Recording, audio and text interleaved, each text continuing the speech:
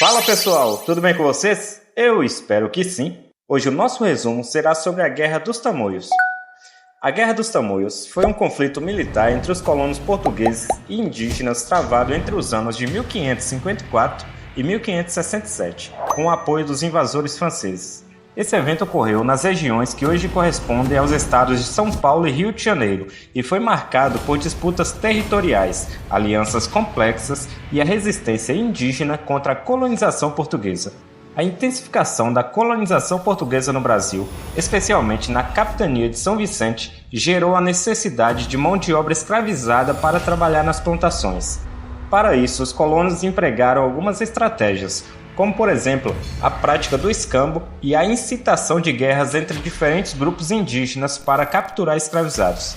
Além desses, um outro método utilizado para estabelecer alianças com os indígenas era o cunhadismo, que permitia aos portugueses integrar-se às comunidades locais através do casamento com mulheres indígenas. O estopim que deu início à guerra foi a resposta dos indígenas ao ataque português contra a aldeia do chefe Tupinambá Cairuçu, que resultou em seu cativeiro juntamente com seu povo e, devido às péssimas condições em que os mantinham, acabou morrendo. Seu filho, Aimberê, após fugir do cativeiro, liderou uma revolta e declarou guerra aos colonos e a seus aliados tupiniquins. Aimberê, unindo-se a outros chefes tupinambás como Cunhambebê, estabelece a Confederação dos Tamoios.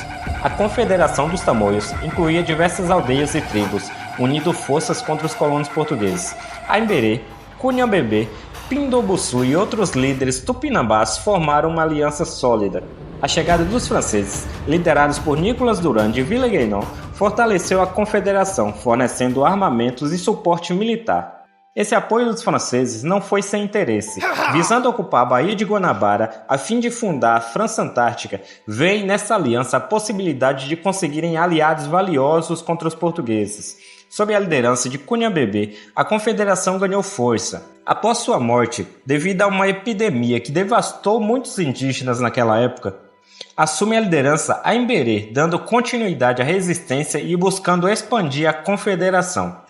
Aimberê tentou convencer os tupiniquins a se juntarem à confederação, contando com a ajuda de Jaguarinou, sobrinho de Tibiriçá.